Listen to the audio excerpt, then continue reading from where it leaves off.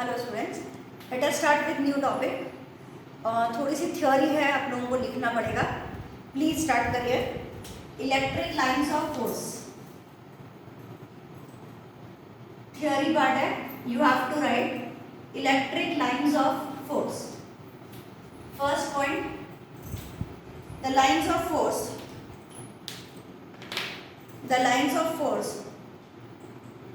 starts from positive charge and A and D and ends E and DS at negative charge. Second, the lines of force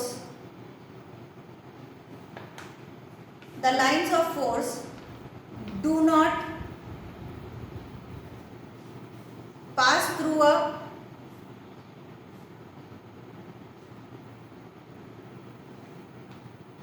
conductor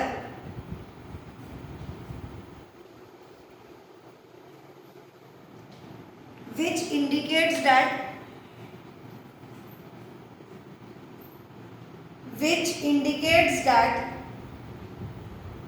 the electric field inside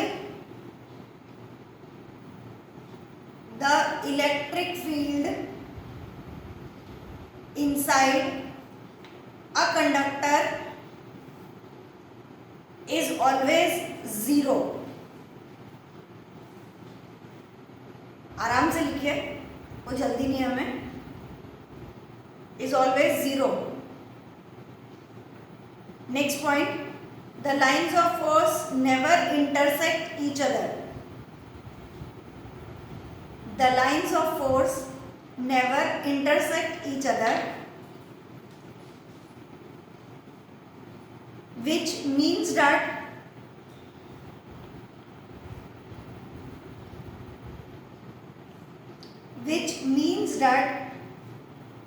the electric field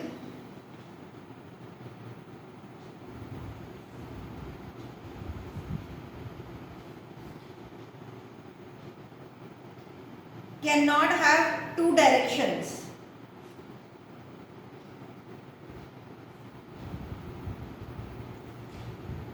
Next point,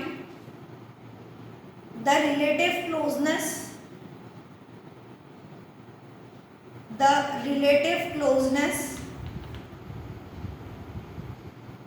of lines of force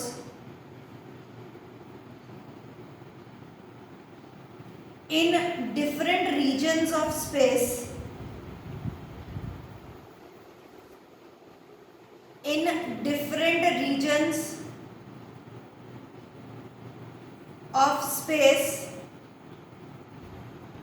gives the idea about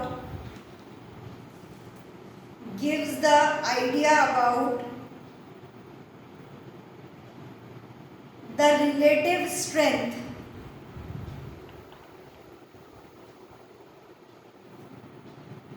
of electric field in that region.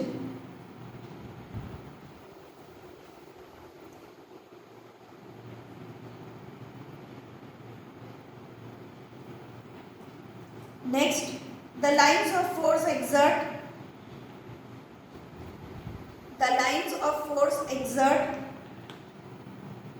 lateral pressure on each other.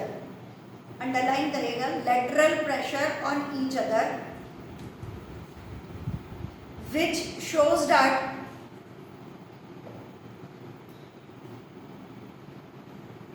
the two like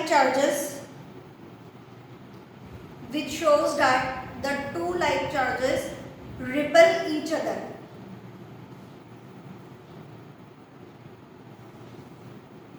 Next, last point है, the lines of force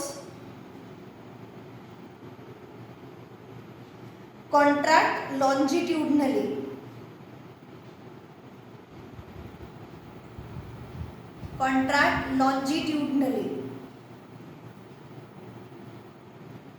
which shows that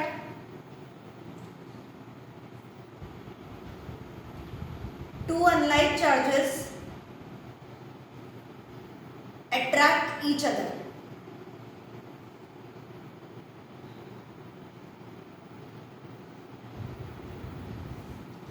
fine, इन points को एक बार देख लेते हैं. First point हम लोगों ने बोला कि electric field always starts from positive and ends in negative. ये हमारा फर्स्ट पॉइंट. उसके अलावा हम लोगों ने बोला कि अगर हमारे पास एक कंडक्टर है तो कंडक्टर के आसपास इलेक्ट्रिक फील्ड होती है. कंडक्टर के अंदर यहाँ पर हमारे पास इलेक्ट्रिक फील्ड कभी भी नहीं होगी.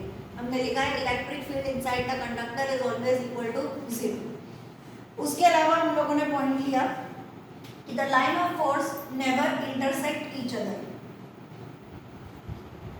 नेवर इंटरसेक्ट ईच अदर में समझ में आना चाहिए कि हमारे पास ये एक इलेक्ट्रिक फील्ड जा रही है. हम लोगों ने यहाँ पर लिया कि दूसरी इलेक्ट्रिक फील्ड आ गई. कैसे आ गई? एक जगह पे दो इलेक्ट्रिक फील्ड आ ही नहीं सकती. हमारे पास एक ही इलेक्ट्रिक फील्ड होगी. तो अगर हम लोगों ने दो डायरेक्शन किसके बता दिए हैं, इलेक्ट्रिक लाइंस ऑफ फोर्स के अगर हमने दो डायरेक्शन बता दिए तो इट मीन्स ये दो डायरेक्शन रिजल्ट करेंगे two different electric fields and two electric fields at one conductor is not possible. तो हम लोग बोल रहे हैं they never intersect each other. उसके बाद हमने बोला कि they exert lateral pressure. Lateral pressure ये वाला बीच वाला एक दूसरे के बीच. ये जो लैटरल प्रेशर है ये क्यों होगा? ये होता है कि like charges ripple each other, एक दूसरे को धक्का मारता है. ये वर्ड आपका आएगा लैटरल प्रेशर. और अगर हम लॉन्जिट्यूडनल बात करें, लॉन्जिट्यूडनल पहले आप ऐसे ड्रॉ करिए या ऐसे ड्रॉ करिए.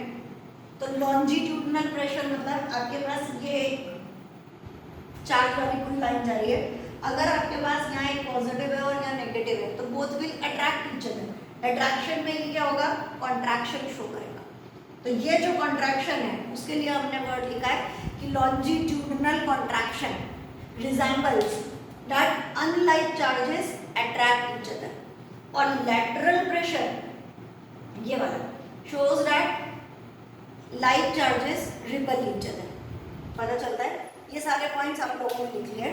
खाली अब हम लोगों को दो डायग्राम ड्रॉ करने हैं, दो नहीं 4 डायग्राम्स ड्रॉ करने हैं. 1 मार्क जैसे के लिए माइट भी आपको करना चाहिए. ये हमारे पास है draw electric field lines for isolated charge. Isolated का मतलब होता है सिंगल चार्ज के लिए आप लोगों को ड्रॉ करना है. सिंगल चार्ज हम लोगों ने यहाँ पे लिया. पहले हम पॉजिटिव वाले को ले लेते हैं. हमने बोला कि पॉजिटिव से बाहर निकलती है. बताया लिखा है आपका फर्स्ट पॉइंट ये electric field lines emerges out from positive charge. तो पॉजिटिव से आपको अगर एक अकेला चार्ज दिखाना है तो आप ये नहीं बोल सकते कि पॉजिटिव से बाहर निकल के नेगेटिव में एंटर. यहाँ पे सिर्फ आपको आइसोलेटेड ड्रॉ करना है तो एक सिंगल चार्ज पॉजिटिव से बाहर निकलते हुए दिखाई. ऐसे ही अगर सिंगल चार्ज नेगेटिव के लिए ड्रॉ करना है तो सारी जो फील्ड लाइंस है वो इधर आती हुई हमें शो करनी है कि ये नेगेटिव की तरफ आ रही है. ये हुआ आपका आइसोलेटेड के लिए. Second, field lines for system of two charges. For system of two charges. System of two charges में एक हम लोगों ने प्लस लिया और एक हम लोगों ने माइनस लिया. क्या बताना है? प्लस में से इलेक्ट्रिक फील्ड लाइन बाहर निकलते हुए और नेगेटिव वाले की तरफ जाते हुए. ऐसे यहाँ से पॉजिटिव, यहाँ पे नेगेटिव की तरफ. यहाँ पर थोड़ा सा अच्छा दिखा दीजिए. 3-4 लाइन सुंदर सुंदर ड्रॉ करिए, नीट एंड क्लीन. दो ऐसे ऊपर की तरफ घुमा दीजिए, दो थोड़े से नीचे की तरफ दिखा दीजिए बाहर निकलते हुए. ऐसे ही अगर घूम के आएगी तो यहाँ पर और यहाँ पर 1-2, यहाँ पे 1-2 आते हुए दिखाइए. ऐसे इधर से नीचे से जा रही है तो यहाँ पर हमारी 1 और 2, दो यहाँ पर दिखा दीजिए अंदर आते हुए। ये आपका हुआ सिस्टम ऑफ टू चार्जेस, जिसमें हमने एक पॉजिटिव लिया है, एक नेगेटिव लिया है। अब हम क्या करेंगे, दोनों पॉजिटिव पॉजिटिव ले लीजिए। जब दोनों पॉजिटिव लोगे तो डेफिनेटली पॉजिटिव वाले में से तो हमने क्या बोला है, बाहर निकल रहे हैं, बाहर निकलते हुए शो करिए इसको। क्यों? क्योंकि ये आपका पार्ट जो है इधर की तरफ कहीं पर जा रहा होगा, हमें नहीं मालूम कहाँ जा रहा है, हम तो खाली इसको ड्रॉ करके छोड़ देंगे। इधर से भी पॉजिटिव वाले को इधर की तरफ दिखाइए। हम ये शो कर रहे हैं कि इस पॉजिटिव का नेगेटिव पार्ट उधर है और इस पॉजिटिव का नेगेटिव पार्ट इधर होगा, है पता नहीं, मैंने ड्रॉ थोड़ी किया, हमें तो खाली कितना दिखाना है, टू चार्जेस। तो वो टू चार्जेस पॉजिटिव और नेगेटिव हो सकते हैं, वो टू चार्जेस पॉजिटिव पॉजिटिव हो सकते हैं, वो टू चार्जेस नेगेटिव नेगेटिव हो सकते हैं। नेगेटिव नेगेटिव होगा तो एरो मार्क अंदर की तरफ आप लोगों को शो करना पड़ेगा। यहाँ पे हम लोग बाहर की तरफ दिखा रहे हैं कि यहाँ से बाहर निकल रहा है, ठीक है। ड्रॉ करते टाइम थोड़ा सा ये पार्ट ध्यान रखिएगा कि ये स्ट्रेट और ये वाला भी आपका बिल्कुल स्ट्रेट, ऐसा जान लीजिए। क्यों? क्योंकि पॉजिटिव पॉजिटिव भी आपस में क्या शो करेंगे, रिपल्शन। तो रिपल्शन होने के कारण इनकी जो लाइंस है वो यहाँ बीच में आपको नजर नहीं आनी चाहिए। ये वाली इधर और इधर डाइवर्ट कर दीजिए, इसकी भी इधर और इधर की तरफ डाइवर्ट कर दीजिए। डायग्राम ड्रॉ करते हुए थोड़ा सा आप लोगों को ध्यान में रखना है। Electric dipole, electric dipole it is a system of two charges. It is a system of two charges which are separated by certain distance. 2 है, ये फिक्स रहेगा कि हमारे पास दो चार्जेस हैं, एक को हमने ए पे रखा है, एक को हमने बी पे रखा है। सेंटर से इसका डिस्टेंस ए है और सेंटर से इसका डिस्टेंस भी ए है। डेफिनेटली इन दोनों के बीच का डिस्टेंस हमारे पास में हो गया 2 है। न्यूमेरिकल में 99% हम मिस्टेक यही करते हैं। मैं फॉर्मूला पहले आपको बता देती हूँ। फॉर्मूला हम लिखेंगे इलेक्ट्रिक डायपोल मोमेंट का, ये इलेक्ट्रिक डायपोल की डेफिनेशन है। उसके बाद electric dipole moment P is equal to product of either of the charge, either कोई सा भी एक charge, either of the charge and the distance between the two charges। यहाँ पर 2a को distance between two charges बोला। अब numerical में कैसा होता है कि या तो आपको दे रखा है कि distance between two charges is 10 centimetre, तो आप लोगों ने यहाँ पे क्या किया कि आपको पूरे 2a की वैल्यू कितनी दे दी, 10 और मल्टीप्लाइड बाय q। आप इंटेलिजेंट हैं, आप लोग कैसा लिखते हैं, P is equal to 2AQ, 2 को 2 ही रखेंगे और A तो बोले कितना दिया है, 10। नहीं, A की वैल्यू हमें 10 नहीं दे रखी। A is distance from the centre. एक चार्ज के लिए जो डिस्टेंस है वो A है, इधर वाले का भी A है। इसीलिए हम लोगों ने बोला electric dipole moment is the product of either of the charge and the distance between the two charges. तो आपको न्यूमेरिकल में ये देखना है कि A की वैल्यू दे रखी है तो 2A सही है, लेकिन अगर पूरे 2A की दे रखी है तो आप लोगों को ध्यान देना कंपलसरी है। और 99% मान के चलिए कि वो लोग पूरे 2A की वैल्यू ही देते हैं। और आप लोग क्या गलती करते हो, ये कि बोले A दिया है, ये थोड़ी दे रखा है आपको कि पूरा 2A दे रखा है, आप उसे 2 से मल्टीप्लाई करेंगे ही करेंगे। इसलिए प्लीज ध्यान दीजिए, अभी से समझा रही हूँ, वहाँ पर मार्क करिए कि ये आपकी मिस्टेक, प्रोबेबल मिस्टेक है, आप लोगों को नहीं करनी। चलिए आगे बढ़ते हैं डेरिवेशन की तरफ। Electric field on axial line of electric dipole, electric field on axial line of electric dipole.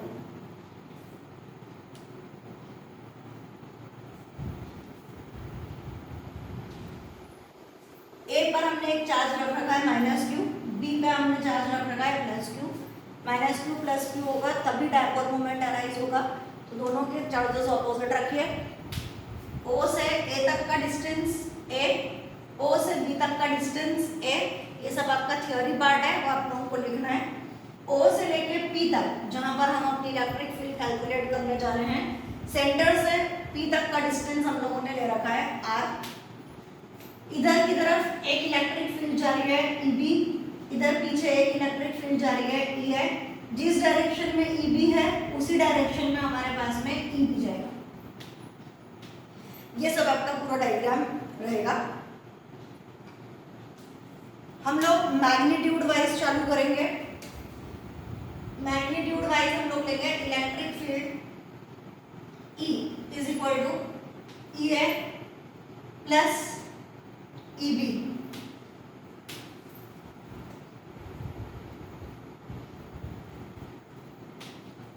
E A की वैल्यू 1/4 पाई एप्सिलॉन 0, Q1 यानी कि ये वाला Q upon R square. R square मतलब ए से लेके पी तक का distance, it is A P square. तो ई ए की वैल्यू हमारे पास हो गई 1/4 pi epsilon 0 Q upon A plus R का होल स्क्वायर। ऐसे ही ई बी लीजिए, E B is 1/4 pi epsilon 0 Q upon B P square, 1/4 pi epsilon 0 Q upon ये बी बी कितना कहलाएगा, पूरा वाला ये वाला पूरा हमारा कहलाता है आर। इस आर में से ए को माइनस कर दो तो हमें मिलेगा बी पी। दिख रहा है ओ से लेके पी तक आर, इसमें से ओ बी को माइनस करिए, बचेगा हमारे पास बी पी। ये वाला पार्ट हमारे पास हो गया आर माइनस ए का होल स्क्वायर। अब हमें ये समझ में आ रहा है कि ई कहाँ पर है, तो ई is along the direction of x, which shows that EB is greater than EA। पता चल रहा है, लोगों ने बोला है EB इधर की तरफ जा रहा है, तो EB इधर जा रहा है, इसका मतलब EB की वैल्यू EA से ज्यादा। हम लोग यहाँ पर लिखेंगे E is equal to EB minus EA। Value put up करते हैं, E is equal to E B की जगह 1/4 pi epsilon 0 Q upon r minus a का whole square minus 1/4 pi epsilon 0 Q upon ये वाला a प्लस आर को हम लोग लिख लेते हैं r प्लस ए का whole square. E is equal to 1/4 pi epsilon 0 Q, सब कुछ बाहर, अंदर हमारे पास बचा 1/r माइनस ए का whole square minus 1/r plus ए का होल स्क्वायर। इसे सॉल्व करेंगे। सॉल्व करने के लिए E is equal to 1/4 pi epsilon 0 Q, यहाँ पर एलसीएम r माइनस ए का होल स्क्वायर r प्लस ए का होल स्क्वायर, ये इधर r प्लस ए का whole square minus r minus a का whole square. E is equal to 1/4 pi epsilon 0 Q। नीचे हमारे पास में आया है r माइनस ए का होल स्क्वायर और r प्लस ए का होल स्क्वायर। सॉल्व करना है आप लोग, पूरा का पूरा सॉल्व करिए, अदरवाइज डायरेक्ट आइडेंटिटी लगा देंगे R square minus A square का होल स्क्वायर। ठीक, ऊपर अगेन आप या तो A square minus B square की आइडेंटिटी लगा सकते हैं, तो वो लगाइए। नहीं समझ आता तो ए प्लस बी का होल स्क्वायर वाली आइडेंटिटी लगाइए, वो आपकी खुद की चॉइस है। बायो वालों को शायद कम समझ आता है, ए प्लस बी का होल स्क्वायर कम समझ आता है, मतलब आइडेंटिटीज कम पता चलती है, ऐसा बुरा नहीं मन जाना। ए प्लस बी का whole square, it is a square plus b square plus 2ab minus इस वाले में भी a square plus b square minus 2ab। उसके बाद E is equal to 1/4 pi epsilon 0 Q, bracket open करिए, maths वाले आप बेटा डायरेक्ट लगा सकते हैं, तो आप डायरेक्ट आइडेंटिटी लगाइए, it is a square minus B square. ये मैं बायो वालों के हिसाब से सॉल्व कर रही हूँ, तो उन लोगों को फिर नहीं पता चलेगा क्या हुआ। ब्रैकेट ओपन कर रहे हैं, माइनस साइन बाहर है, upon R square minus A square का होल स्क्वायर, आर स्क्वायर और ये कट, ए स्क्वायर और ये cut. Now E is equal to 1/4 pi epsilon 0 Q into 2ra plus 2ra 4ra upon R square minus A square का whole square. यहाँ पे हमारे पास में ये पूरा आंसर हो चुका, बट हमें तो डायपोल मोमेंट चाहिए। डायपोल मोमेंट हमारे पास में होता है P is equal to 2aq। तो इसमें से 2a और q की जगह हमें क्या लिखना पड़ेगा, P। तो एक हमारे पास यहाँ पे 2 बच गया, ये वाले में से 2 ले लिया, a ले चुके, q ले चुके। अब बचा हमारे पास 2pr upon R square minus A square का होल स्क्वायर। ये हमारे पास फाइनल आंसर। अब हमारे एक चीज रह गई, एक ही केस है इसमें, case 1, when a is much smaller than r such that it is neglected. हम लोगों को a हटा देना है। अगर हम a हटा दें क्या बचेगा, r स्क्वायर का square, that is r raise to 4। ये वाला r इससे कट होगा तो नीचे क्यूब बचेगा। केस 1 का answer E is equal to 1/4 pi epsilon 0 2p upon r cube. This is E axial, this is also E axial. Heading डाली है आप लोगों ने, एक्सियल और डायपोल मोमेंट।